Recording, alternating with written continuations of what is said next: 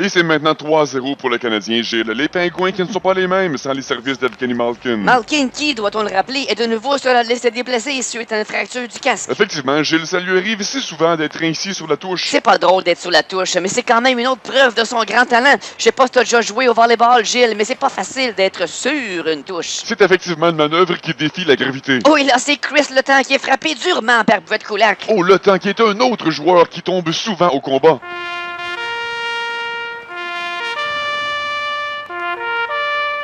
Effectivement, Gilles, comme on le constate, voilà qu'il vient encore de tomber au combat. Avec toutes les blessures qu'il a subies dans sa carrière, c'est vraiment devenu un joueur hypothéqué. Oui, un joueur grandement hypothéqué. D'ailleurs, on dit qu'il a encore reçu un appel de la banquière. Et on vous rappelle toute la controverse qui a récemment entouré l'équipe des Pingouins. Effectivement, Gilles, c'est suite à une déclaration publique du plus grand blessé de leur histoire, nul autre que la légende et propriétaire Mario Lemieux. On vous repasse à cette conférence de presse. Les Pingouins ont toujours eu un grave problème de cash flow, incapable de payer leurs joueurs. C'est donc moi qui ai été le premier à...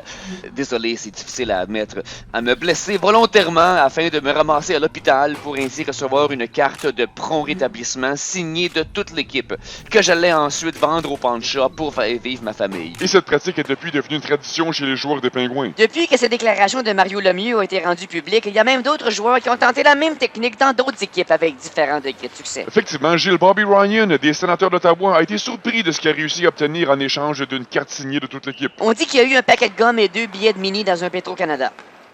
Dis-moi, Gilles, que penses-tu du 6e joueur dans nos vidéos? Eh bien, Gilles, le 6e joueur ne contribue pas directement à la production, mais c'est son boulot de s'abonner et de donner des likes. Et regarde comme il s'acquitte bien de sa tâche. Effectivement, Gilles, ce 6e joueur a tout un atout dans cette grande équipe de YouTube.